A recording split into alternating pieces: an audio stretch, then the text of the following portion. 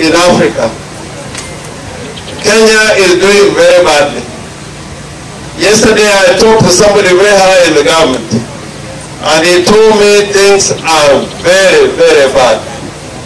There is no money in the country. You in your car or watch Kai very clearly.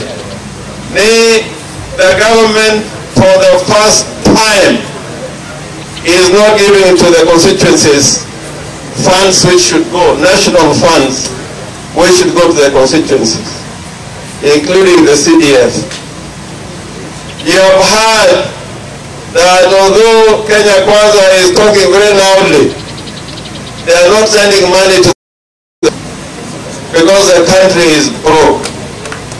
You have heard that the country called Uganda is now getting more foreign investment than Kenya. You have heard that Ethiopia is now a bigger economy than Kenya many times.